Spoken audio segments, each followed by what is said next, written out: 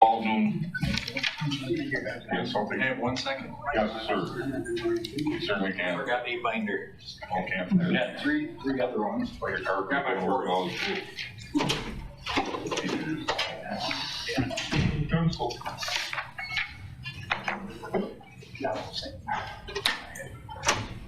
We did that. Thank you very much. Yep. You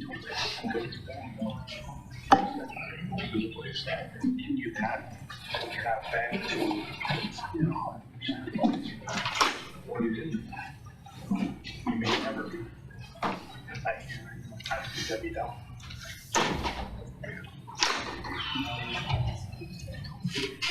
Thank you. It's noon. We'll call the meeting to order. Roll call, please. Anchor? Yes. Steingraber? Yes. Keo? Yes. Meek? Yes. Myers? Yes.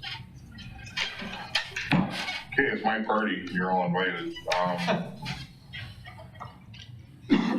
Rebecca was supposed to join us. I don't know if she'll be signing on with us or not, but we set up a link for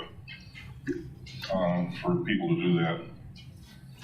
I want to start off by saying this is about the fourth or fifth attempt that the Police and Fire Commission has made to keep the line of communications open with the City Council and to specify specifically that we want to help work towards an end for their budget problems. We're a big part of that budget with the two departments. Besides Public Works, there aren't any as big as we are when it comes time to provide services to the city. So, I won't comment on the turnout. I would have liked to have as many of the council members as possible. That's why we scheduled a noon meeting instead of 7:30. And made every effort again to keep things open. We want to help find that solution, and I think the two chiefs have gone through the budget 3-4 times. Initially, when given the direction from the city administrator, keep the increases to 2%. The city administrator sent out another request for the departments to consider specific cuts in the budgets. The chiefs both did that. We kind of went back and said, well, but we absolutely need this one thing. And that was the only exception to the cuts that the administrator recommended. And then, of course, hand in hand, we've got two programs going on at the same time. We are in dire straits with EMS Enterprise Fund. Finance has been working overtime on that. But we still are in a world of hurt, and I really wanted to have a meeting where a day or two ahead of time so that the council isn't sitting there at the 11th hour going, what are we going to do? And we've got questions on this, and we can't make a decision on this until we have the answers. And I've always been one, and I think the public needs to know that too. That's why they have a right to know, and that's why we've been holding all our meetings in public. And we've had several of them. And there's no specific thing on the agenda today except discussions on public safety budgets. So I welcome any questions that anybody has. I welcome any input that anybody might have.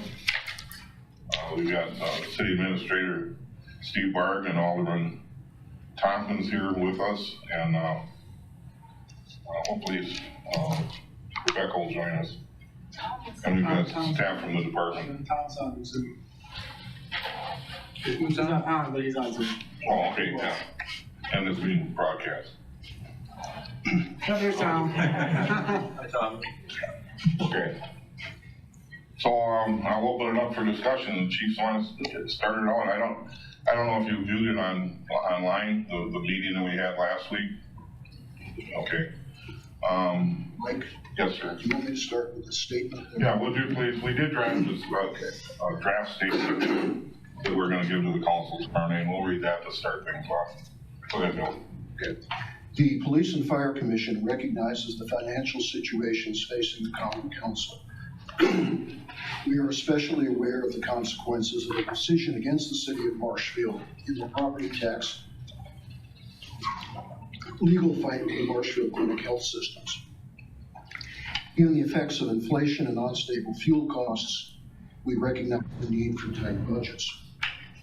The police department and fire department budgets presented to the commission were considered tight by command staff. We concur with that assessment.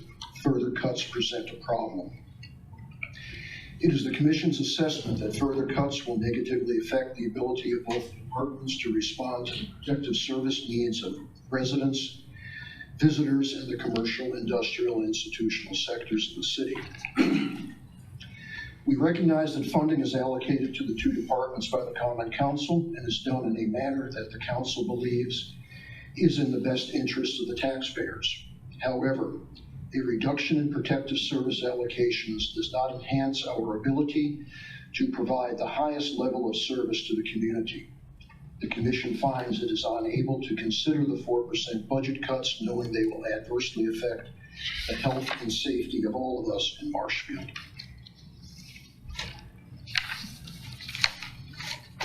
So, we've been making statements all along to that effect, and that kind of sums up. That was part of our meeting that we had late last week as a commission. Steve, do you have any information you need to share, or can we just?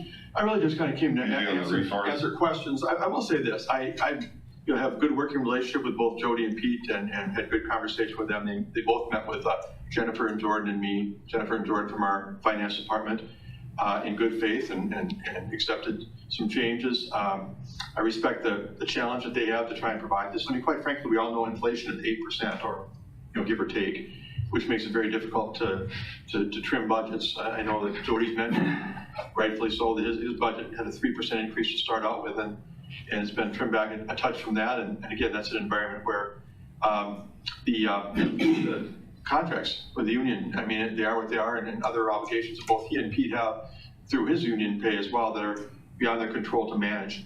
I've been given a directive by the council to cut 4%. Our budget is $24 million general fund, so that's about $960,000.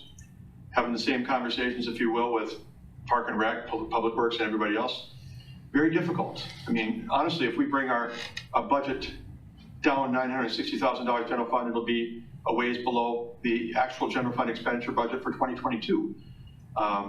But again, I respect the council's desire to deal with some of our financial issues, and I stand willing to answer questions or help in any way that I can. Andy? Steve, there's something that we've not had an answer to, and we use the police department as an example. Their budget's about $5 million. $3 million plus is tied up in wages that are union contract. That leaves $2 million. Now, do you want $200,000 out of $5 million? Or can we ignore the $3 million that we can't control? And do you want 4% out of the $1.5 million or $1.75 million that are not wages? Well, let me start by saying I apologize to Natasha and the other elected officials who are on this call and those who are not on this call that I was not at the meeting on November 1st. I had intended to participate remotely on October 31st, but when it got moved back a day, I was traveling back from California. But having watched the meeting, my understanding is that the recommendation or the motion to reduce the budget by 4% was based on information presented by the finance director, Jennifer Solinsky, showing about an $850,000 amount that we are short. If you put together the general fund reserve that we were looking to use of a little under $400,000 plus the $435,000 in ARPA funds that we were looking to repurpose for some general fund expenses, that's what she was talking about. And so when the motion was made, I think it was made initially for 4%, Jennifer pointed out that would actually be more than she was talking about, which is 3.5%, but the council voted for an even rounded 4% cut. So my understanding is that was for the entire budget, or we would never get anywhere near $850,000 saved. So you want what amounts to 15% out of the police department budget that the police department controls. I think one of the things that Jennifer said well that day, Andy, is that for all departments put together, salaries and benefits are 69% of our budget. And it's really, obviously, a killer to fire and police because they have union contracts that they couldn't reduce even if they wanted to pay for those individuals. But even for city in general, almost 70% of our budget is wages and benefits, and unless we're going to cut back on those things, we're left with the other 30%, which is making it difficult, even beyond police and fire, to find the dollars that we're talking about today. It's a challenge. We're So talking with your answer, same thing in Park and Rec. If you take out wages and benefits, you're left with a much smaller piece of the puzzle. And I'm not trying to minimize what you're dealing with, but for a lot of departments, a much smaller piece of the puzzle to try and find. your answer, Steve, is that they need to find $200,000 out of the million plus that they have control. I haven't done the math. I think it's between 5 and 6 million total budget, but whatever it comes to, it's 4% of the total budget, which I understand the heartburn that we're talking about today. I get it. Okay, question on that, Steve. When the council said do 4% cut, is that 4% for the entire budget? Or is that 4% for each department? I was led to believe in conversation that this was 4% across the entire city budget, not 4% for each department. That is correct. That's my understanding as well. And I've been looking at items that affect all employees, such as health insurance changes, or those kind of things. So Just stop there for a second. So if it's 4% across the city, it's not 4% for each department, then how is this being worked out by the other groups? I mean, do we have somebody who's cutting 15% and somebody who's cutting 1%? That's the important issue here, because if we don't have to cut 4% from our budget, we don't have to cut 4% from our budget. If you want us to cut 2%, that's a different story. If you want us to cut 1%, but if it's not a mandate to cut 4% from the budget, then why are we having a problem right now? what was presented, I remember, at best I remember, to the department and division heads last Wednesday, the morning after the council meeting, was that we needed to find a total of 4% budget cuts, which equates to $960,000. And we asked each department division head to come back with a list of 4% cuts. Now, that did not necessarily mean that all of them were going to be used. Again, if we can find some budget cuts, and I mentioned health insurance is one possible thing we can adjust. Others are out there as well that affect all employees, broadly speaking, across the whole spectrum. We could perhaps end up with less than 4%. Now, I also realize, and Andy mentioned this to me before the meeting, and this is my own perspective as well, that across the board cuts of equal percentages ideally leaves a lot to be desired. You know, some departments have more room to work than others, and maybe you're able to give more where others just don't. Yeah. And just to finish, I mean, we have a couple departments that are like very small. They're 2 or 3 people, and the department basically is the salaries of those individuals and maybe some supplies. So I'm definitely going to balance. We're meeting today at 3 o'clock as a group, all the department division heads in the 2nd Street Community Center, looking at taking what everybody got as compiled by the finance department and say, okay, what does this mean? What would it take to get us to bring forward what the council requested that we do? I don't want there to be any more pain than required, but that's a huge number that they're asking for. So I've got some things I've got the budgets I'm responsible for. I've come up with those savings, and I've got some other ones that apply, like I said, maybe across the board, beyond individual departments, and I have no idea what that number is going to come up with or is going to total at this moment. I'm working my way through this, and that's pretty much all I can say. This is a very difficult process for everyone. The problem with cutting across the board is that it means every dollar is the same.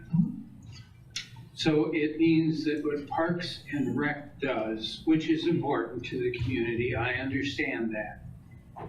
If they said the pool is going to be open only 2 days a week, that would affect a lot of people negatively. They wouldn't like it. But if my wife has another stroke and I call for an ambulance and I'm told there's not one available, because they're all out, they'll get to us as soon as possible. That's a lot different than anything that Parks and Rec does. I think this across-the-board 4% is absolutely a coward's way of making a wrong right. And in the end, that's a really good point. At the end, the budget that was submitted back in October was mine. In fact, for better or for worse, it says on the cover sheet, city administrator's recommended budget. So what's brought forth tomorrow night will be from me. It will be from taking everything I've gathered and weighing the kind of things you're talking about. I mean, it is not, some cuts are not equivalent to others. Some will have major impacts on our citizens, others much less. And if I'm doing my job right, I'm gonna prioritize putting out there as potential cuts the ones that have minimal impact on our citizenry. It's just hard to get to $960,000. I mean, that's literally math. That's the problem I'm dealing with. But believe me, I get what you're saying about the fact that all expenses being cut are not at all equal. Absolutely not. You know, there's an assumption built in here too that is offensive. Those two new chiefs, never been through the budget process before, but the instruction they got was a tight budget, no fat, everything defensible. And they did that. You know, I've been through this 37 years living with less. I never worked at a place that had enough money. I never did. What's going to happen is if you cut this once, okay. You cut it twice. The third year, every budget you get from department heads is going to be puffed. So there's room to absorb a 4% cut or a 5% cut. It is nuts. You know, I agree. The budget you got from them was tight. They looked to see what they could cut. And pretty soon, I mean, we can't cut 4% without cutting services. And so, you know, you want the guys to wind up in the industrial park with a truck and 2 people? I don't. The 2 professionals we're talking about over here did exactly what was asked of them. First of all, at the beginning instructions of being, you know, reasonably frugal, and then working with the staff and me. And like I said, they're both great to work with. I have the world of respect for both Pete and Jody. I brought forward a proposal to the council, what I thought was a prudent budget. It did include a little less than $400,000 of general fund balance applied, which is not uncommon for us. Oftentimes we run a surplus and need little, if any, of that.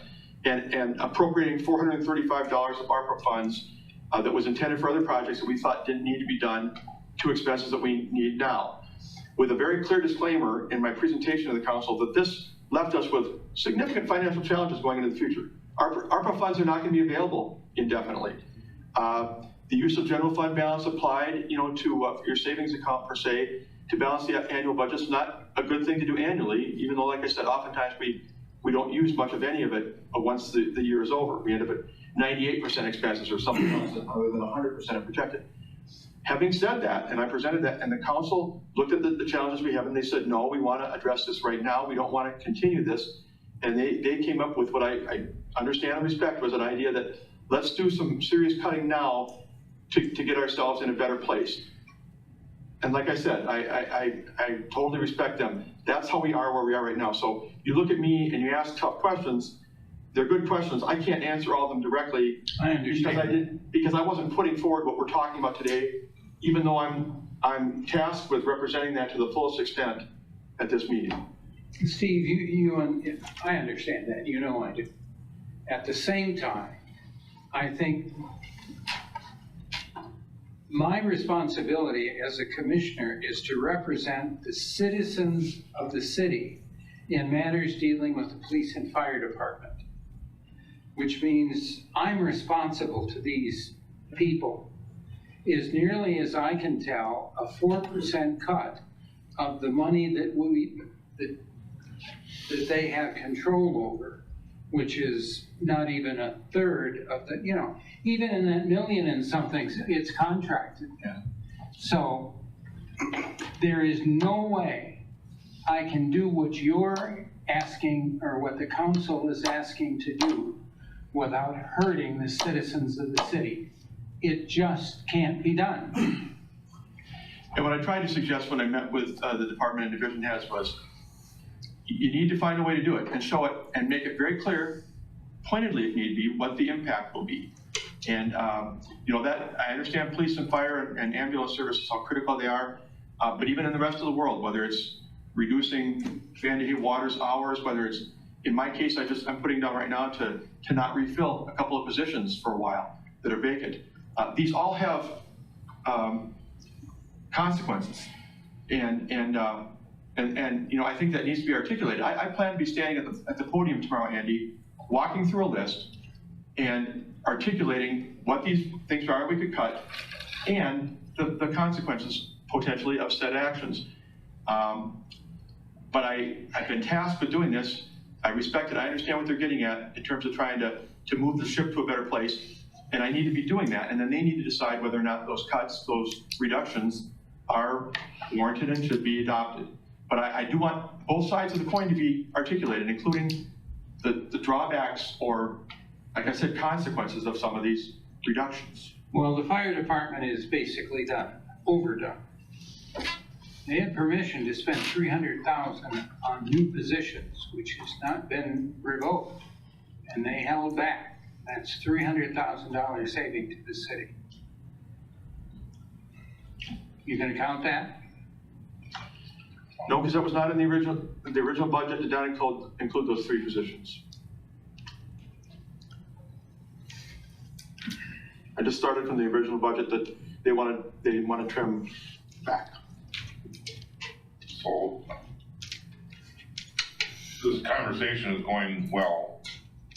I guess, no, and we need to discuss it. But what I was hoping for would have been enough bodies in attendance to maybe question particular items that they feel, a lot of members of the council in particular, that they feel could be cut from the fire and police departments. And we won't get that until we meet tomorrow night with everybody. And then again, I was trying to buy a day or two so that people could scramble and maybe put some things together to make it work. But I guess we're just gonna come to a head tomorrow night and see where it goes from there. But this is, you've got to know, and the public's got to know where we're coming from, and that we're not being defiant of, not being insubordinate or whatever other words are being used out there for us not meeting the needs of the council. Because quite frankly, the 2 chiefs presented us with, took an hour each of them to give us what could be cut. And when all was said and done, there was just nothing we could, in the positions that we're in, to provide services and protect the people that work for us and the citizens at large, that there just isn't, there isn't anything. I mean, it's a lean budget to begin with, and again, we're not being defiant, we're not kicking back, we're not digging in, this is an example of where we like to keep working towards an end. But Chief. I just feel I need to speak and say something that everybody in this room and on Zoom needs to realize, is that speaking specifically from the fire department's perspective, we are as busy as we've ever been. We're going to top 4,000 calls. We've never, ever done that before. Each year, 11,000 people are turning each day, 11,000 people are turning 65 or older. That's going to happen for the next 20 years. That's the stats I've heard last. That's just going to drive up call volume even more. Okay, I need everybody to realize that. At our busiest time in the history of this fire department, we cut 3 staff. And it's difficult for me to come in here and look these guys in the eye, and gals, that run their butts off and work their butts off for the city, and tell them that we're cutting 3 people. That's been very difficult to do. Not to mention right now, as it is, on a daily basis, we are cutting calls razor thin. We just had a call not too long ago, and we can all speak to these stories. We all have these stories. If you talk to each and every one of these people sitting over here, they'll have a similar story. We just responded to an ambulance call. We have 2 ambulances already out. Another fire call came in. They're responding to that fire with 2 people on each engine. 2 engines with a total of 4 people. Another ambulance call came in. We had to divert an engine to that ambulance call while 1 engine responded to that fire with 2 people. 2. We did not have an ambulance ready for that ambulance call, so the engine got there first. That person had to wait for that ambulance to get there to render medical care. All we could do with that engine response is we have a jump bag in the engine and provide basic life support until the ambulance can get there. Luckily, that call wasn't immediately, wasn't a high-level ambulance or EMS call, a medic call. However, that's what I mean by us cutting it razor thin each and every day. This happens almost every day. I just handed out a graph to all of you not too long ago. It shows the increase of our call volume since 2000 and staffing levels. And I apologize, I haven't doctored this up. It's not pretty yet, but it will be. You can see that blue line is our call volume increasing. You can see our staff level heading the opposite way as of this year. We need to be responsive to that call volume line that's heading straight up. And like I said, that's going to do nothing but get worse over time. Do you have any water? Sorry about that. On top of that, on top of cutting 3 staff, the city administrator asked us to dig deep and look for additional revenue sources, which we were responsive to and have developed that and created an additional revenue source. We've been through this budget 3 to 4 times looking for cuts, and quite frankly, we're down to operational supplies and services right now. That's all we have left to cut. There's nothing left, or at least very little. Once again, I need to let you know that this group here, sitting next to you, I've been here 25 years. My whole life has been with the Marshfield Fire and Rescue Department. I can honestly say, and I mean this with all my heart, that we are in the best place we have been in 25 years with the people we have here. As far as morale, as far as professionals, as far as people who generally care about what they do as a profession and the city. I've never seen us at a point where we are at right now. However, with that being said, with us cutting staff, Wausau is hiring people. Eau Claire is going to referendum hiring people. Chippewa Falls is going to referendum hiring people. Rapids is looking at hiring people. Point is currently hiring people. These men and women can go anywhere they want right now. They stick around because of what we have here. But if we don't have some support moving forward as far as getting additional staff like all other communities are doing because of the call volume increase, we're going to start losing people. And once we start losing people, it's going to be a domino effect. And I can tell you right now, the fire service is no different than any other industry out there. There are not people available to restaff. There just aren't. There aren't as many people going through class right now. So we are in a very tough situation. And I understand the budget concerns and the issues the city's facing, but the reality is right now at the fire department, that's what we're up against. And it's tough.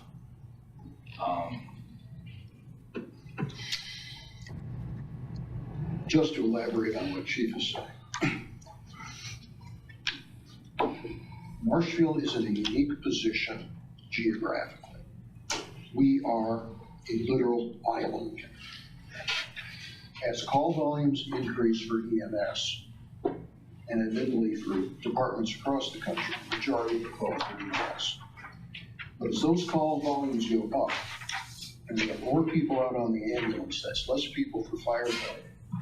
And unlike a metropolitan area, say Wausau, Schofield, Rothschild, et cetera, or Stevens Point, Clover, Whiting down that way, our backup is coming from rural departments. You take a look at distance, basically 10 miles to Spencer, 15 to 20 miles to Pittsfield. Town of McMillan, their station perhaps 7 miles away. Hewitt luckily is 2 or 3 miles away. If we need extra help, where's it coming from? It's coming from someplace that's going to be, in time, a long ways off. So we can't reduce our own resources. We can't go beyond where we are now. It simply doesn't work. And wind up with that situation where you've got one engine, they can't hook to a hydrant, and they're gonna pump water out of their tank while they're waiting for backup from 2, 3, 10 miles away. It doesn't work. Our responsibility is to the safety of our public, the safety of those who visit here, the safety of our commercial, industrial, institutional sectors. We can't do that when we go below bare bones, and we're barely doing it at bare bones. So further cuts for these budgets is simply unrealistic. We go farther, somebody's going to get hurt. I spent a lot of part of my career in safety-related activities, and I know from experience, watching what's happened to some people, some serious situations. Once you start to go below a baseline, people get hurt or people die. We don't need that. So if someone wants to say, whether on Zoom or whether at a council meeting tomorrow night, why? We don't want people to suffer. We do not want people to be injured or die. Somebody could say, well, you know, we've got the budget. We've expressed ourselves on that. And some people on the council, including some people that I consider friends, may not like it. If we get cut down, we're forced to reduce. The onus now on harm to the community is not ours. It's at City Hall. That's where it stops. We're doing our best to run the best operation possible. We can't run the best operation possible if we're cut beyond where we are. We've all looked at these budgets. I mean, we're down to the point, be somewhat facetious, you know, do we buy a second roll of toilet paper? No. You don't have the money. Thank you, Dr. Keel. That's all I'll say today. I'll read the statement tomorrow. Hey, Jody, do you have anything to add? Well, Chief? we're in similar boats as Pete is, and I understand that public safety isn't cheap. And our budgets are some of the largest that are in the city, and I get that. But at the same time, what I can actually control out of the budget really only amounts to somewhere around $500,000, $600,000. To cut, you know, $250,000 out of that is really going to affect our services to where I have to look at personnel. I control 3 different budgets, and the big one is the law enforcement side. It's, you know, north of $5 million. There's an ordinance budget that's right around $181,000, which is actually very trim. If I remember correctly, about 140 plus is tied up into personnel there, and they're busy and absolutely needed. If we take away from them, we're going to be taxing the law enforcement side. The other one that I control is about $80,000 for crossing guards, and again, we're there again. Only about $1,200 of that is over employee costs, and if we cut there, we still are going to tax on the law enforcement side. Most of the budget cuts that I was able to find and propose to the council all come with a cost. And so the savings that we're proposing is actually kind of smoke and mirrors.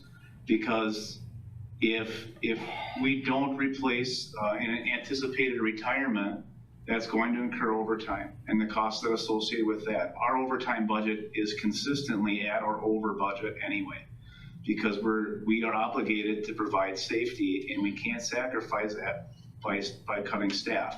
Because if we get below the amount of officers that are required to respond to some instances safely, then we're going to put our officers or our citizens in risk, and can't do that. So there's costs related to that.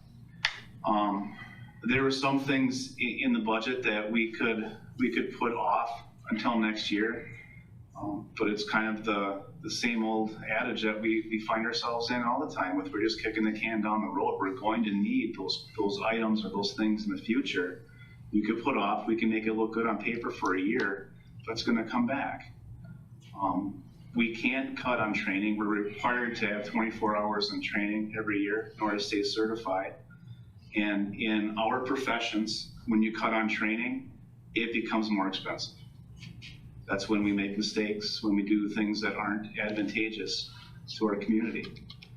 The good thing that came out of this is that when I reviewed the budget, I was able to prove to the team that helped me build this budget that we are being fiscally responsible. There isn't fat in here to cut. There just isn't. And so I do feel confident that we're doing everything we can to safely address our financial issues in the city. And we are all on the same team. We do all work for the people who are outside these walls. But to trim out of these budgets right now, I think is going to be counterproductive to the goals in which we all have. If I could just follow up on that too. Thanks, Jody, reminded me of a few things. We also looked at cutting overtime. Reduction in overtime means not calling back in people after multiple ambulances go out. So there are heavy consequences to be paid. If we do cut overtime, that would mean if 2 ambulances go out and or 3, and we don't call in people to backfill the station for that 4th ambulance to go out, that means that person's going to be waiting for, once again, outlying community to come in and provide service to them. So we didn't feel cutting overtime was, it will directly affect our public safety, and that's, we looked at mission critical things. I'm sure Jody did the same thing. That's part of our mission, is to be able to provide the ambulance service, fire service to our community. Like I said, cutting overtime was very counterintuitive to public safety. You'd mentioned something else now that I'm forgetting I wanted to mention, but same as Chief Goering. I'm glad we went through this process, because I feel the same way, that there's nothing else. There's nothing left to cut besides services, or it's going to result in a reduction of public safety for our community. I wish I could think of that other thing. Well, everything really does come with a cost, and so, you know, when we're looking at, in the old days, we could have an opening and have 100 applicants to choose from. Now we have to wait for the applicants to choose our department. And we've got to compete with the great departments in this area to keep our employees, because we really can move. They can go anywhere. And we're left holding the bag.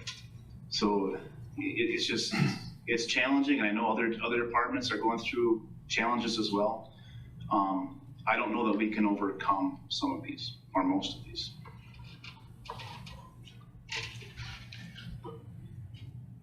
Let me just jump in for a minute. You know, as I do every year, I spent a lot of Saturday afternoon time in my office with your budgets and others, combing through, looking through, trying to find some opportunities.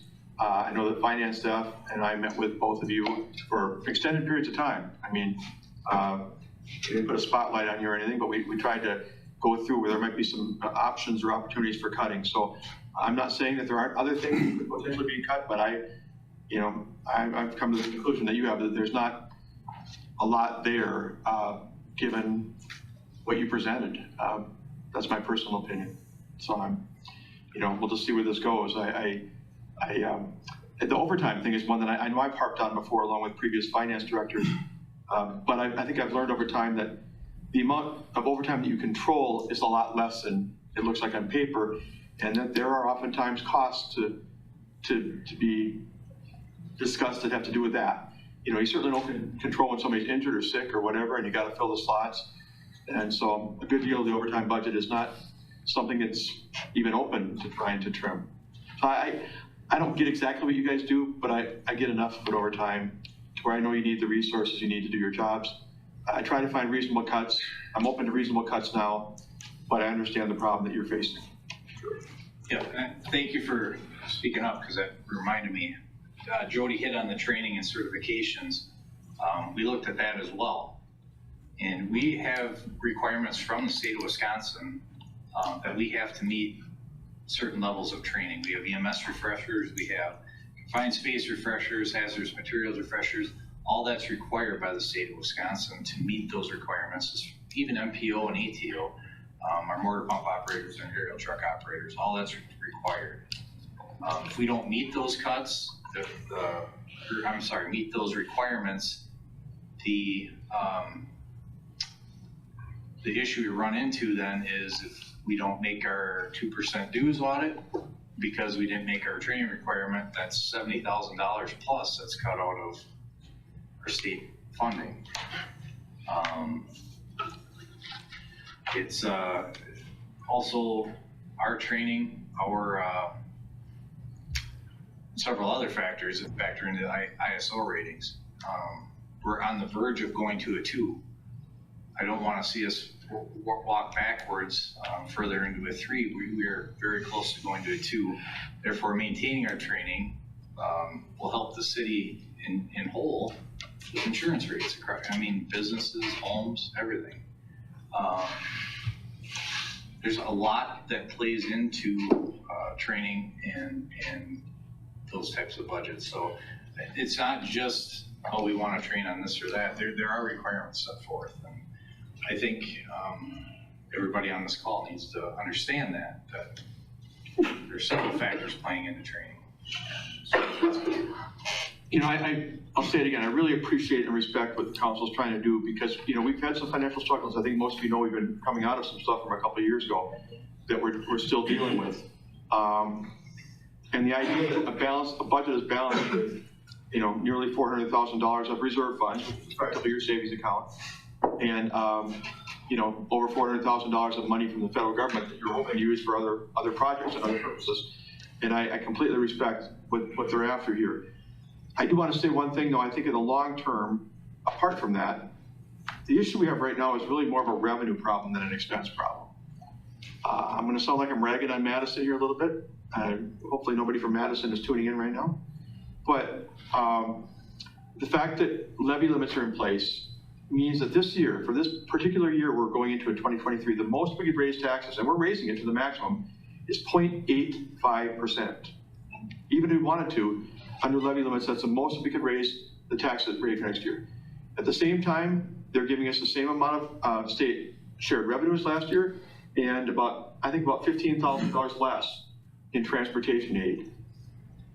In an environment where we have cost increases and we have inflation and all the things going on, that makes it incredibly hard. Your hands are basically tied. Here's how much you're going to be given from Madison, which is a big part. About 35% of our revenue each year comes from state shared revenues. And then, by the way, we're going to tie your hands in terms of raising your own revenue. I totally applaud you, Pete. You have been so creative and so innovative in the last couple of months, looking at legitimate ways that we can raise revenue for the operations that you oversee. Thank you. It just plays into the fact that we're sitting here in an environment that is really difficult. The budget we put forward is not that great of an expenditure increase at all. It's not, especially in the current setting that we live in. But the revenues are just flat at best. And somehow I hope somebody in Madison makes some inroads in that, because the idea of tying our hands on on taxing ourselves and raising our own revenues at the same time that they give us flat payments for the most part, and I understand they have challenges too, is very hard to deal with, very hard. And that's a broad overall statement that I just felt like I needed to make, because I think beyond these two gentlemen, I feel like our department and division heads across the city have turned in darn prudent budgets. It's just the situation we live in right now that isn't actually good enough, by the way it appears, at least at the moment. Steve, Maybe Madison should be listening.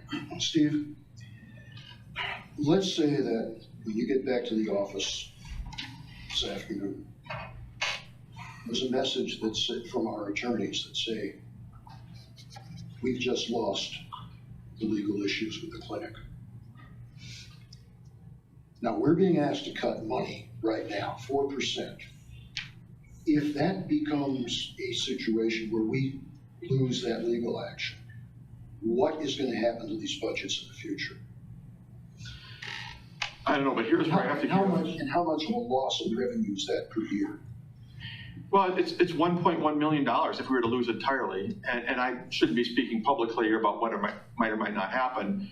The reality, though, I can say this much, is that what comes out of that may well be a mixed decision if it ever goes to court, in terms of some relief or exemption for the clinic, and yet not what they're asking for. But even that could be hundreds of thousands of dollars if it happens.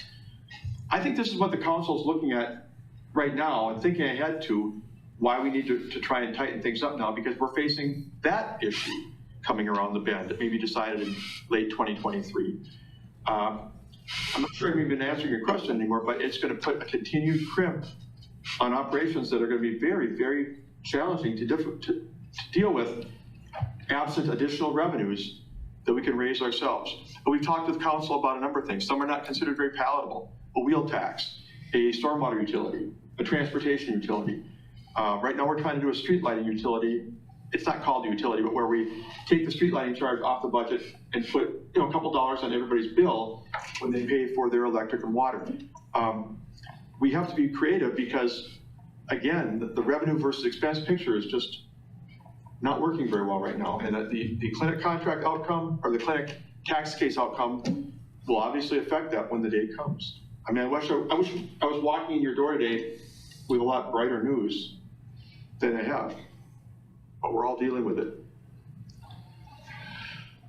Chief, I'm sorry. You go ahead. Deputy Chief Clemens is here. I just wanted him to give a perspective from what the shift commander deals with on a daily basis as far as what they're dealing with for staffing levels right now and the way the call volume is playing out. I had hoped If you wouldn't mind having him. I had hoped to call on any other input. Sure. We respect whatever you got here. I'm going to recap a lot of the stuff that everyone already said. Once again, I'm Jody Clements. I'm a Deputy Chief Shift Commander for Blue Shift. I've been a shift commander for the last 9 years. In March, it's going to be my 29th year here at the department. One of my daily responsibilities is resource management. In layman's terms, I'm the person that decides when call for service comes in, how many staff go, and what apparatus responds to that. One thing that's been consistent during my career in Marshfield is we are on an island. Resources that are adjacent to us are a volunteer on-call system that historically causes a delay in response before even their travel time. We need to rely on ourselves for day-to-day operations. Every resource we have is vital to our mission. A couple things that have changed in the last 9 years is we have over 1,000 more calls for service annually. Concurrent calls are at about 40%. As you know, everyone knows, because of the accounting issues with the enterprise fund, our department felt the brunt of cleaning that mess up that we didn't create, reducing our workforce by about 9%. For this year and for 2023, To be honest, I was not happy with that decision because it directly affects operations.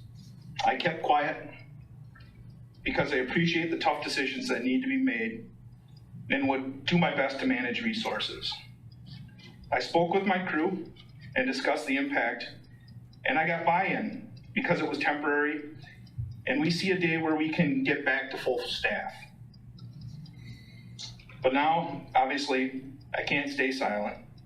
To my knowledge, we've gone through 4 rounds of budget cuts, plus the staff reduction for this and next year.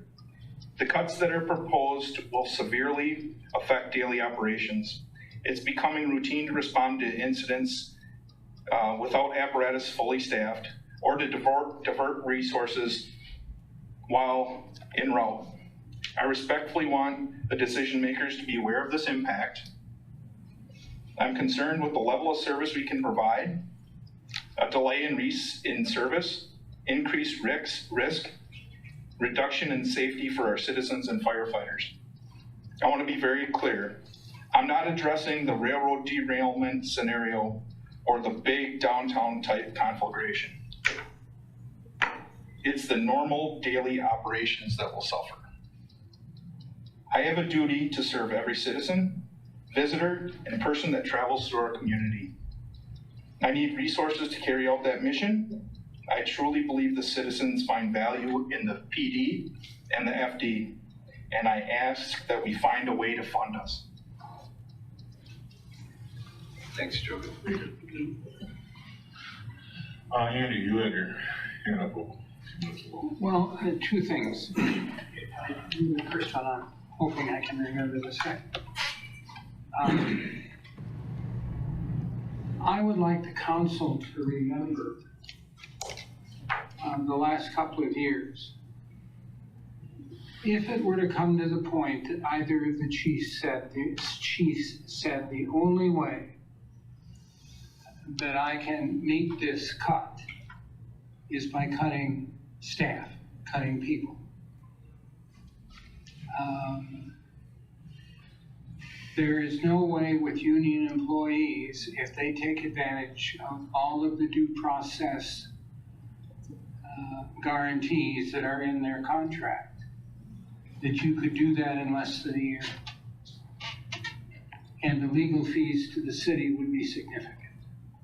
You've been through that. The council has to understand that these are protected employees. All employees are protected, but this is in a contract with the city. It is an ugly thing to go through. The city has been through it. The commission has been through it. In the circumstances, it would be unfair and wrong for the citizens to have to cut staff, and they would continue to be paid at least through this next budget. There's no salary savings in cutting somebody.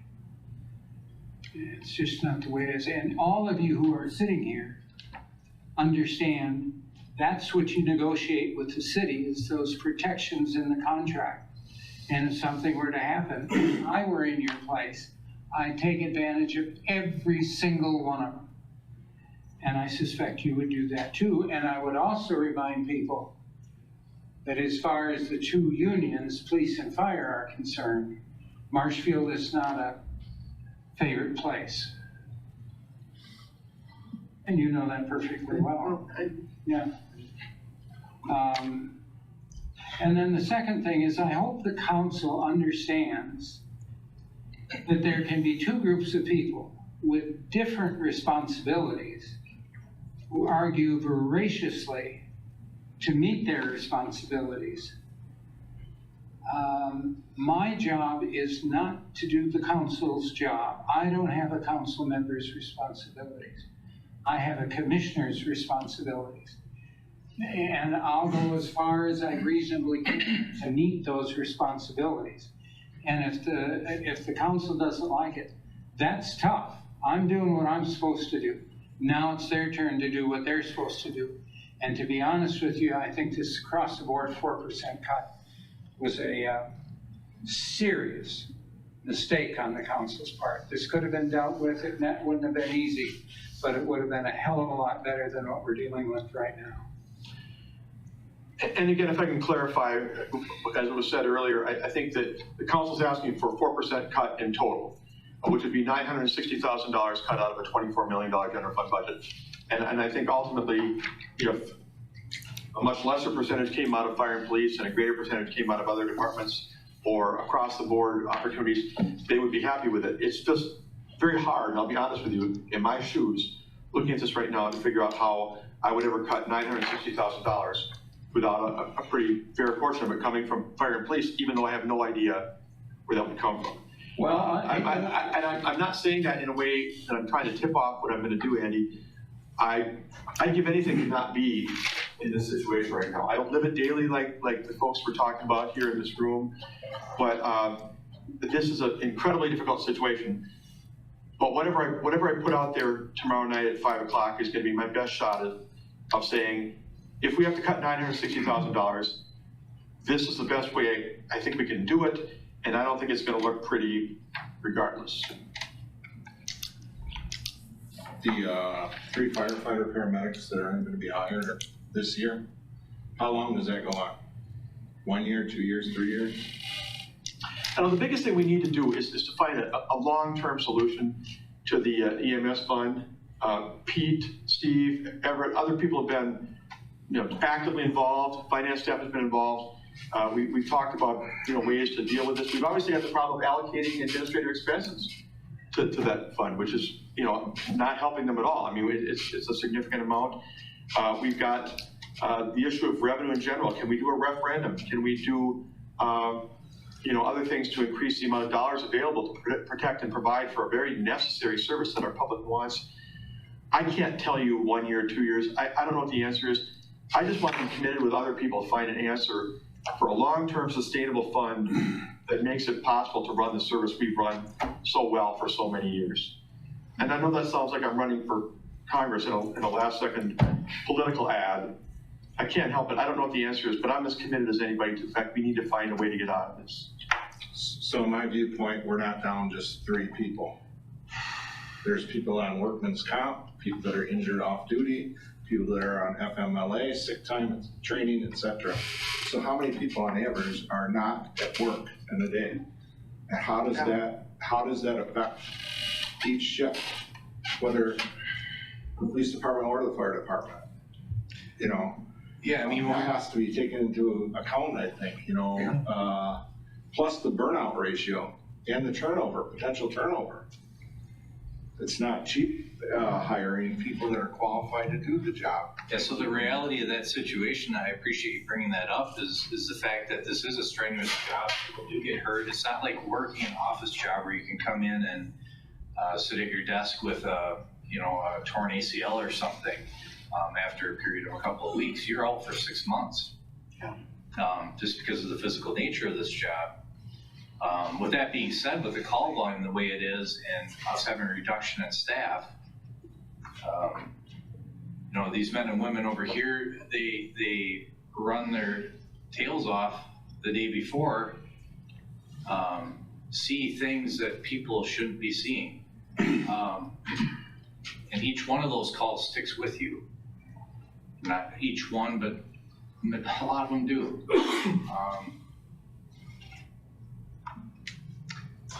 When they should be resting mentally, physically from the day before,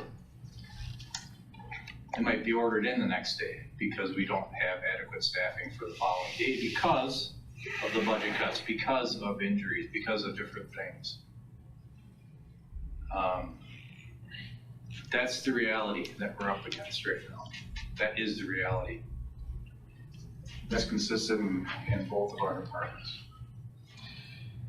Yeah, and I think I speak for the people, Natasha here, the elected officials on the Zoom call, and all the others in saying how much we respect what everybody in fire and police does. I understand this current conversation makes you wonder, to what degree are you supportive of these departments, but that they are and that we are supportive. We get very positive feedback. We've done surveys in the past. I know the University of River Falls did one a few years ago, and police and fire services came out way up high. People appreciate what we provide, what you all provide.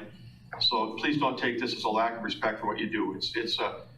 You need to have the resources you need to have to do the job. We need to find a way over time to make it sustainable to get you that. I for one have been in all the positions along through the years, and from an alderman to the mayor to the commissioner to, so I can appreciate, and I've said before, the budget is the most important time of the year. And I really got into the budget. I think of all 12 months of the year, budget was a fun time, really for the most part. But you have to take the responsibility seriously. If there are cuts that you think you should make, you've got to ask the questions. That's why I was hoping with a group of people here today, we might have been able to come up with some questions we never heard of, and that we could answer. Could you cut this? Could you cut that? And if there was a question that they have in the back of their mind, the chiefs could answer it. Or yes, we could maybe, or no, we can't. So I don't think it's any lack of respect from either side right now, especially from the commission. If I can speak for the rest of them, we know what the council is going through. We know the position that they're in, but we also have a responsibility in our appointed positions to protect the welfare, or to protect the two departments in regards to the safety of our employees and the safety of the general public. So that's where we're coming from. It's not a cry wolf thing. We can't make this stuff up. It's not defiant again, and it certainly is not digging in, and it is not. It's nothing but an effort on our part to try to cooperate and come up with a solution. I respect that. I see Rebecca's popped up on the screen. I still see Lois. I'm hopeful that Tom is still there. Natasha's here. I tend to, if left to myself, I tend to do too much of the talking. Anybody who's known me for very long, for which I apologize. Might be a good pause time to see if any one of them or multiple have a question, a comment, or anything before we start winding down. I know that was the purpose of this meeting in your mind. Yeah, it is. Yeah. Are there any questions with anybody that's on online?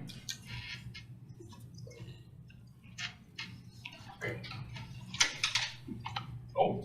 Rebecca, I cannot believe that you don't have something in your head to say.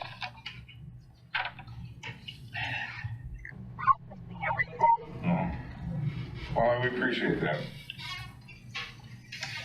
Alderman Tompkins. I have a few questions. And part of it's just because I'm new, so I don't know how things have been done. I noticed that we had recently, we'd approved going through the borrowing debt process for a new police car. And I'm just wondering why we don't do that for fire equipment. That's a good question. It's the difference between the general fund and the, I don't know. For fire, our stuff is usually based off of, is it not long-term debt? Yeah, and I Remember correctly? it is, and because I'm sorry, Pete, because squad cars are replaced as often as they are on a 3-year cycle, I think we felt that it's not appropriate for long-term debt. I'm not sure how long your cars are kept and used. Well, as far as fire apparatus, it's 25 years. Yeah. Our station car, which is due for replacement, I believe is ever help me out here, was a 2007 truck, I believe. So we keep them for a long time. For most of our borrowing, Natasha, we use a 5-year useful life minimum to make it worthy of being that type of item that we would actually borrow funds for. And again, rotating the squad car Every 2 to 3 years, we have to rotate the car out. So I guess that's why. I think that's, yeah. When we go through CIP, it's kind of, this is what we're requesting, and I generally don't figure that out. Well, I'm just bringing that up because debt is something that we can levy for. So I'm just putting that out to the room. Okay. Good point. The other thing is, I think you might have presented this, so I apologize if you did. What's the cost benefit of ambulance EMS service responding outside of Marshfield? I know we have contracts but what's the cost benefit of if we got rid of all of the surrounding, and I know that means people don't get great service surrounding. If we only focused on Marshfield, how does that work financially? We would lose over 460 or right around $400,000 in income into the EMS enterprise fund. Would you though have more personnel so that you have less burnout and all of that stuff? The call volume, stand by, I'll get you some numbers on how many calls we run to the surrounding communities, unless you have an idea off the top of your head. I can tell you the bulk of our response is 911 and it's in the city. We have the exact numbers we run every month for the surrounding communities. The bulk of our call volume is in the city.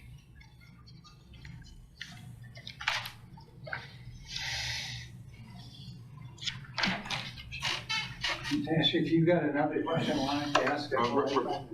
Oh, do you have more? No. I'm sorry. I see Rebecca. Rebecca? To what Natasha just said.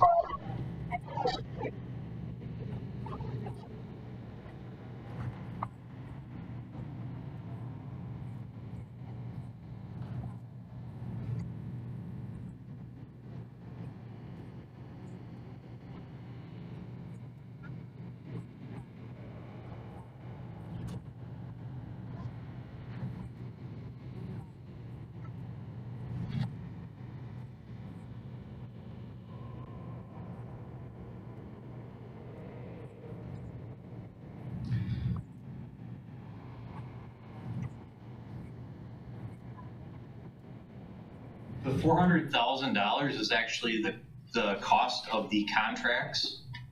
So that's not including what we bill the patients. That's the cost to provide EMS for those surrounding communities. I believe Jordan is still trying to break down individual costs, but when it comes to our 911 responses, it doesn't designate where the call came from. We can definitely try and find that out. But to give you an example, last month, the chief just looked, we had 38 calls to the surrounding communities out of roughly 300 calls. It was 323. Okay, thank you. Commissioner Pecker just said we had 213 calls in town. So again, the bulk of our calls are in town. The 400,000 we get yearly is to provide EMS. We still also bill those patients.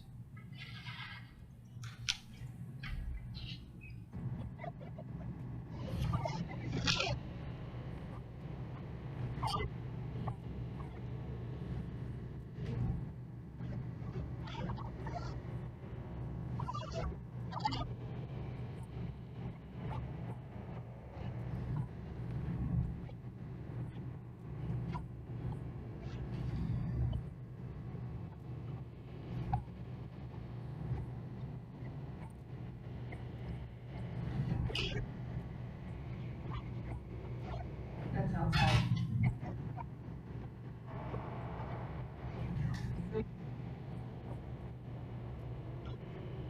Rebecca, you're looking for net. Yeah, I'm not qualified to answer. That would be something that I would talk with Jordan and Jennifer about.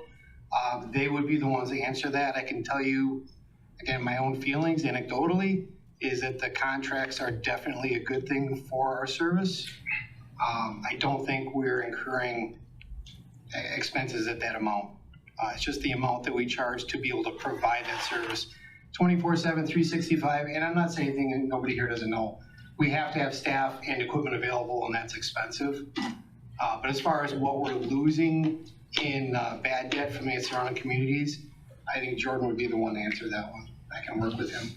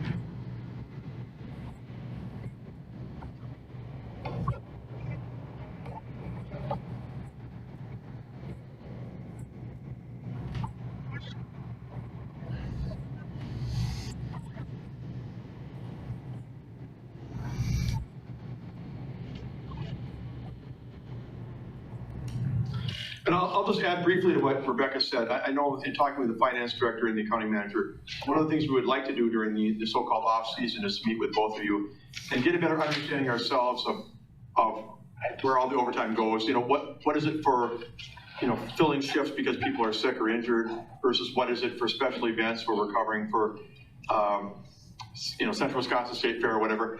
For our own benefit, to understand what you're dealing with would be helpful. What goes into what buckets? That is something we want to do as we get into the winter.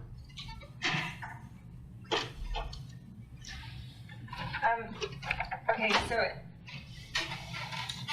it looks like 15% of your calls were outside the city last month. Do you think that's typical? I just looked at the previous month and it was 24 out of,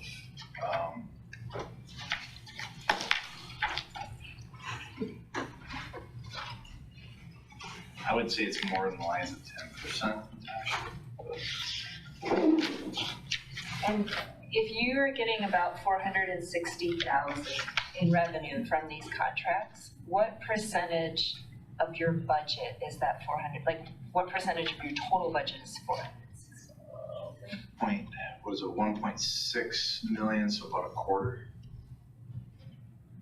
Okay, so you're getting Maybe more a- than your percentage of Maybe a little less than that, because thinking out loud, I think it's more like 1.8 million, so. Okay, so it sounds like you're getting more from your contracts than call, like, you know what I mean? Correct, yeah, I understand what you're saying. 1.6 million, Pete. How much of your full budget is that?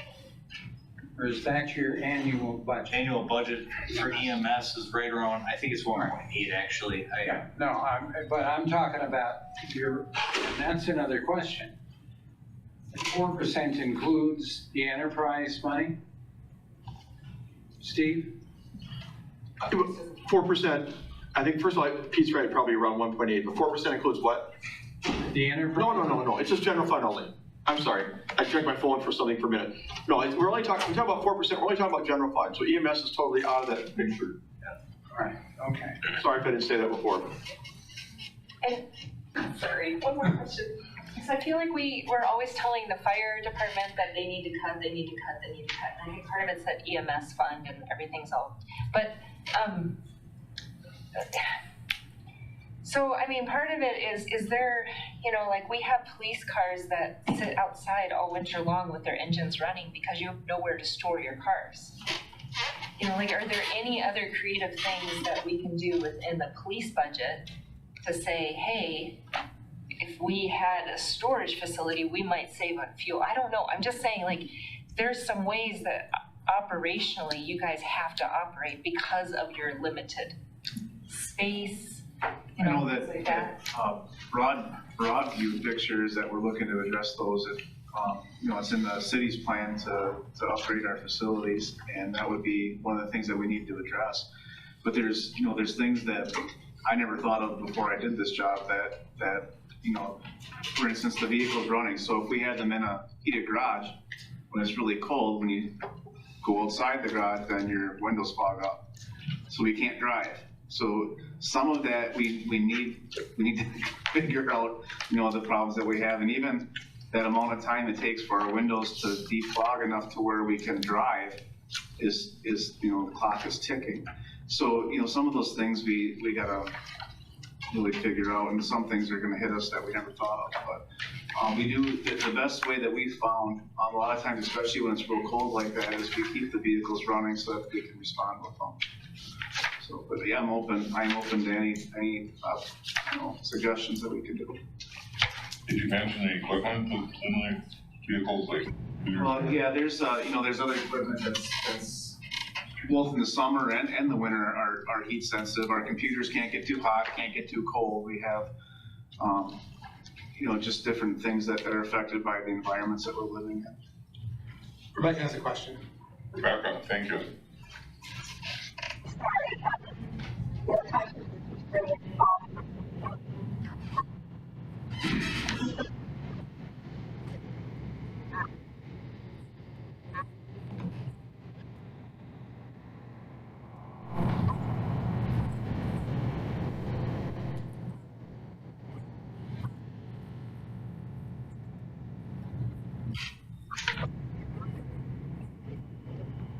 Yeah, actually, well, I guess let me start off with the Baltus building first. We do have our armored vehicle in there and our SWAT vehicle, one, because they don't fit in any of the other facilities that we have, so that's taking up some room. We do have our detective vehicles in there, which have a tendency to sit longer, and then when we need to use them, they've been in the environment longer, and so we keep those in there so that they're ready to respond. We don't have to keep them running or taking those spots. The front line vehicles generally are not kept in there, some because of space, and if it gets real cold, we have parked some in there, but generally speaking, the frontline vehicles aren't inside the Baltus building, but our second line vehicles, if you will. The MRAP has been used, I don't know the amount of times, but it's been several times we've used them. We've used it usually in our special response team calls, and we've used it as joint response with Wood County as we're joining teams with them too. So we have used it. Chief, one of the other reasons why the squads are running is because the computer has to remain on, otherwise you have to boot it up when you're on a call that can put an officer in a potentially dangerous situation. We've actually tried to tackle that with IT, and it's gotten better over the years, where we can keep the computer running without depleting the battery too much, and it's not perfect, but it is better. Keith?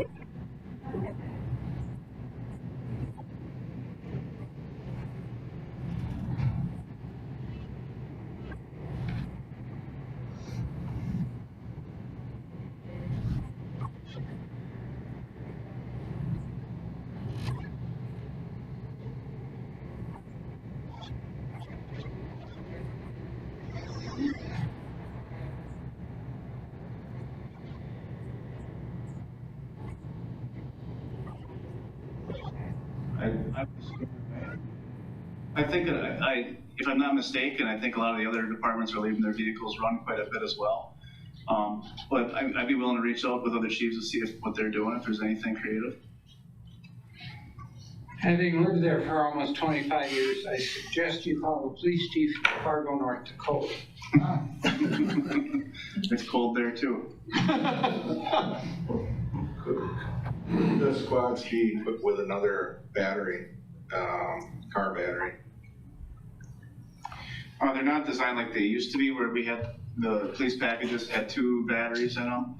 I don't know if they can run another one or not. Could it be looked into though? Yeah. What are your fuel costs for the police station? For heating the station? No, for the vehicle. I know in our maintenance costs, that's the only increase that we've had.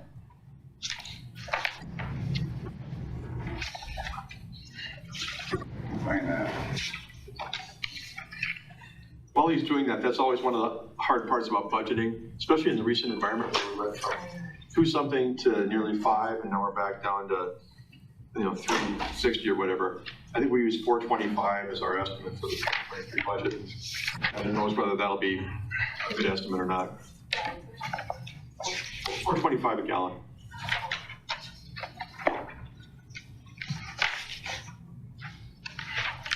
Steve, you regularly budget, you reach out to different suppliers on a continual basis for the best prices, correct? On what? On fuel? I don't personally, but I mean, the city. I think we probably, yeah. And that's the goal. They've even changed Right, and that's a big part of it. If you take it citywide, Mike, that's a big part of our budget, not just police and fire. They're obviously the biggest, but parks and public works, there's a tremendous amount of fuel. We checked that once, and you do renegotiate those contracts on a regular basis. And I thought, Tasha? Yeah. Last year, our budget for this year, rather, we budgeted 68,500. Next year, we increased that to 106,250, which is the only increase we had in that maintenance schedule. And that's because it was projected at the time we did this that it would be $4.25 a gallon. So that's where we're at. But that's part of the top part of the budget that we always talk about. Those are numbers that are handed down to each department from the administration. Yeah. That you could anticipate this rate for fuel, this rate for heat, this for electricity. All that they're given as a projection from City Hall to put into our budgets.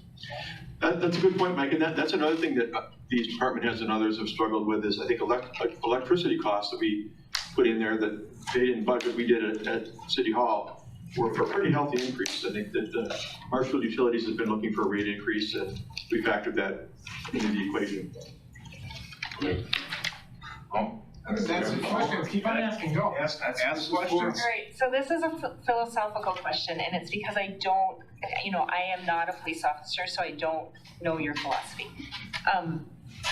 So, EMS and fire, they drive their vehicles when they get called. And part of the reason that we're changing cars every 3 years is because you guys patrol. And I'm wondering if that's a philosophy we need. Do we need to have patrolling, or should we just have go when we're called? Well, we can't put a number on the amount of crime that we do serve. And a lot of our philosophy since I've been a police officer is to be visible in the community. We also have a lot of self-initiated activity that we do. We enforce speed, we enforce other things that we might see as we're out and about. So we would lose those, the ability to enforce those. Fire and EMS are a little bit different. We can't generally deter a fire or a health problem. So that's why we patrol. And we do motivate our, I guess I should say not motivate is probably not the right word, but encourage our officers to have that self-initiated activity, because that's how we a lot of times get our thumb on the bigger problems in the city too. So we solve a lot of bigger crimes through minor traffic enforcement. And if I might say similarly, speaking, I mean, as a fire and EMS department, are we here to provide a service, or are we here to make money? Because if we're here to make money, then we should probably cut out neonatal transfers, which are baby runs, because those are generally $0. We don't really get reimbursed for that, but we do those services because there's infants, there's small neonatal babies that need to go from a hospital to a hospital. We're not necessarily making money off of that, but it's a service we provide. We're a service-based industry. That's what we do. So, I see Tom Whistle popped his camera on, and you had his hand up a minute ago. Tom? Go ahead, Tom.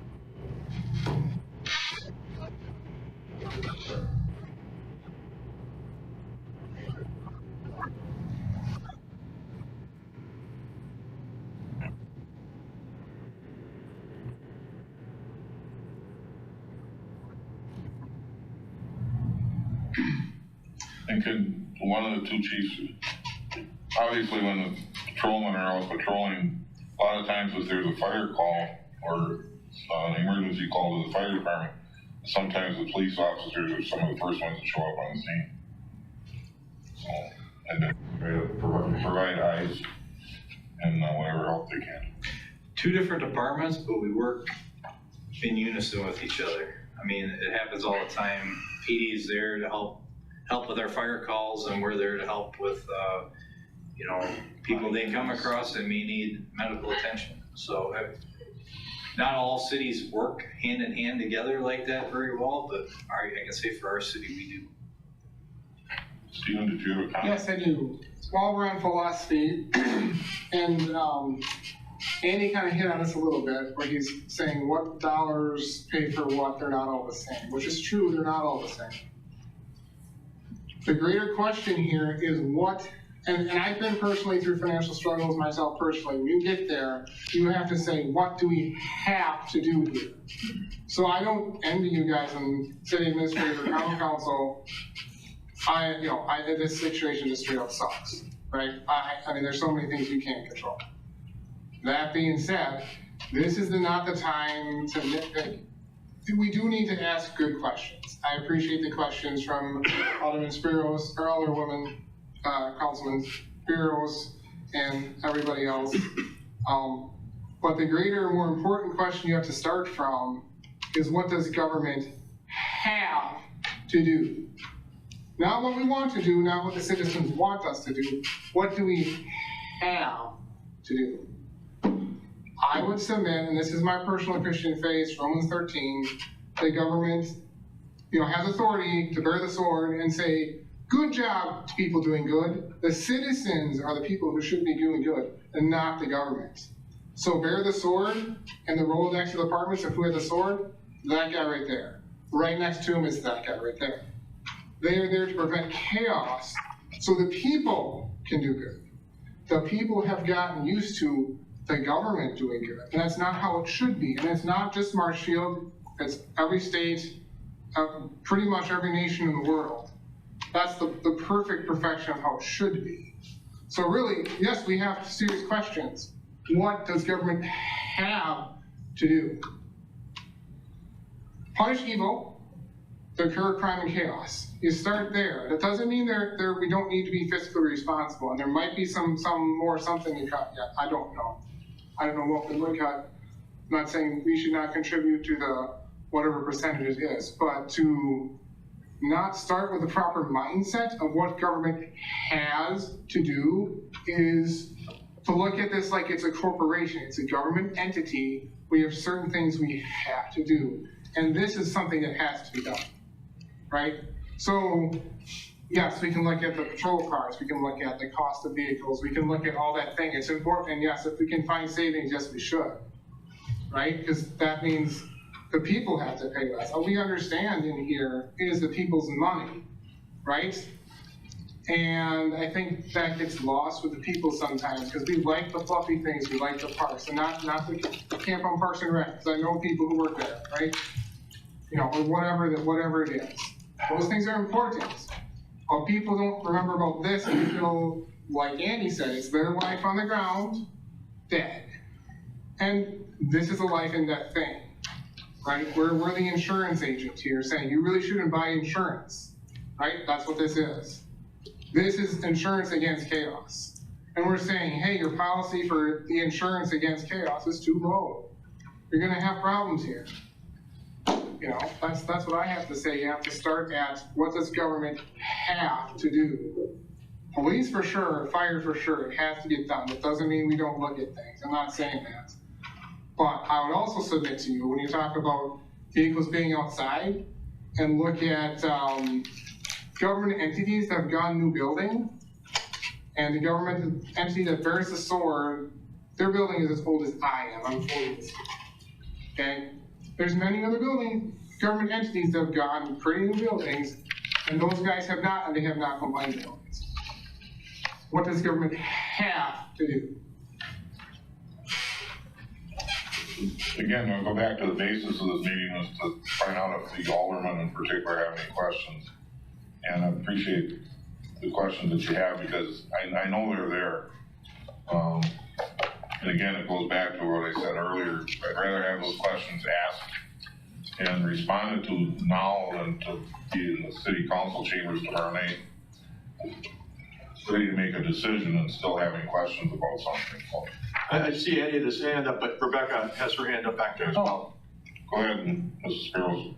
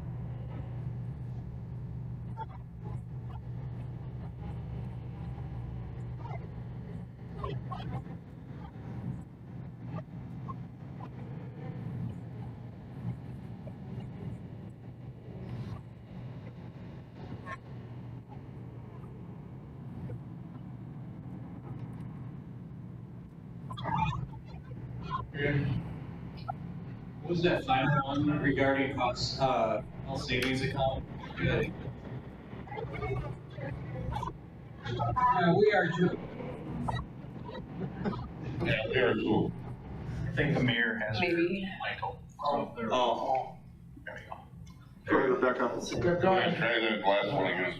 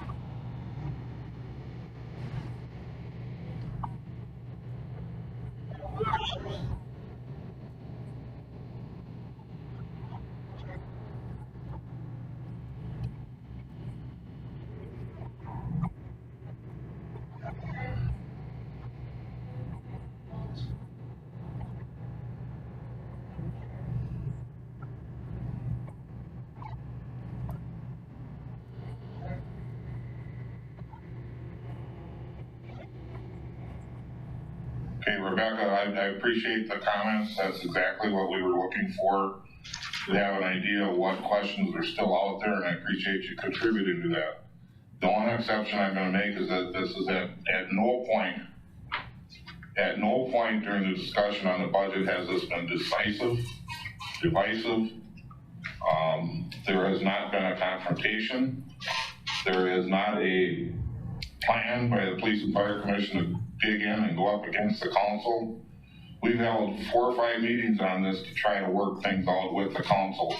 And to make an exception to that and say that we wanna pick on the council or that we're going against the council is wrong. We're going out of our way to make this work. And to take any other way is taking the wrong context.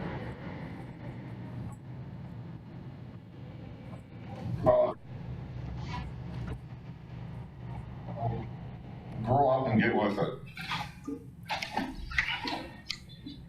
This is a serious problem, and I'll take any lighthearted comments that come along to take a little pressure off of the sleep that the two chiefs aren't getting the last 2 or 3 weeks because of this.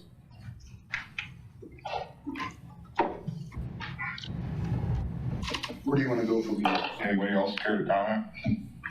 Yeah, I want to. Okay. Rebecca, some of your comments I know are directed because of the things that I've said. But I also said that my responsibility isn't the same as yours. My responsibility is to make the best case I can for the police and fire department. You have a broader responsibility to the whole city. We're related, but they're not the same. If I didn't say things that strongly favored the needs of the police and fire department, I wouldn't be keeping the oath that I made when I came on this commission.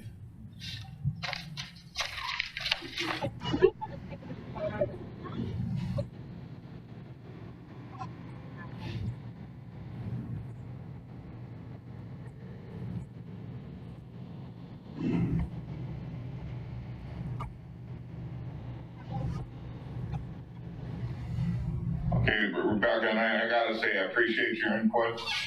We want to work on this together. We've been trying to portray that all along, and let's just hope we can come to some educated, logical decisions tomorrow night when the budget comes to a head. Appreciate your input. Mike, do you want to move to number 4, or would you like to move to number 5? Is there any other discussion that we need to, do you have any more questions? Anybody else have any more questions or comments? I'll entertain the point on discussion of possible actions for the 2023 fire and police budget. Are there any direction that the police and fire commission would like to go? Any in particular, so that we don't need it, but we'll take it if somebody has an idea?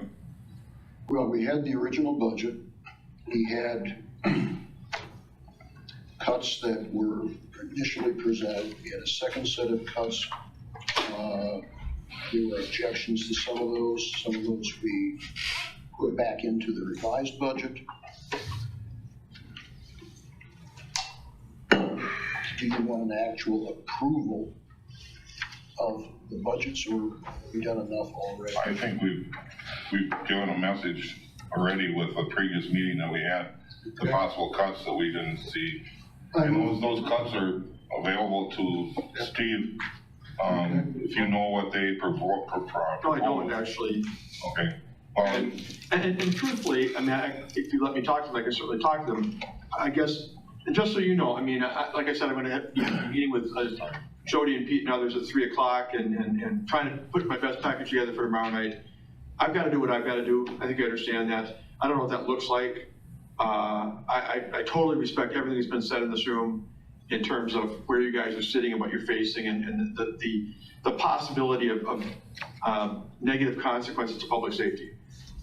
But I've been tasked with bringing us a $960,000 reduction of some type. So just respect the fact that I'm in a challenging spot as well. I don't know what I'm even saying at this point.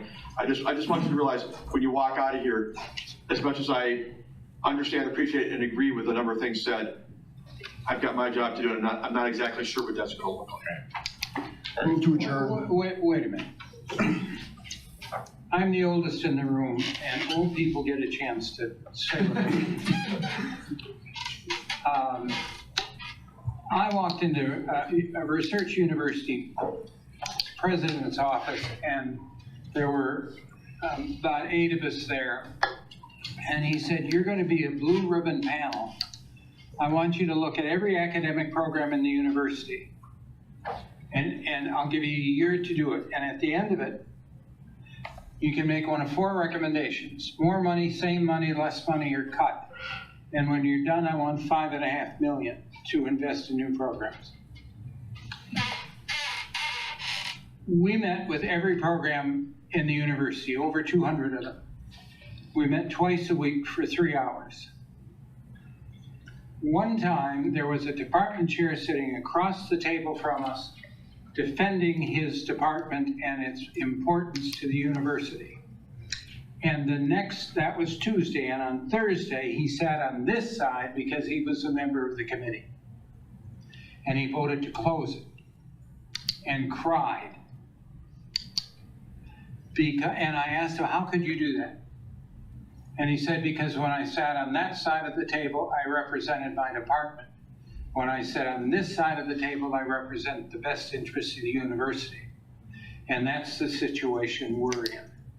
Rebecca has a different role to play than we have to play. It is hard. I have been through it. I've had people cry. I've had people threaten lawsuits. It is tough to cut money out of established budgets. And I understand sometimes it has to be done. And I wish you well tomorrow night. Move to adjourn, Mr. Chairman. Hearing no objections to adjourning, this meeting is adjourned.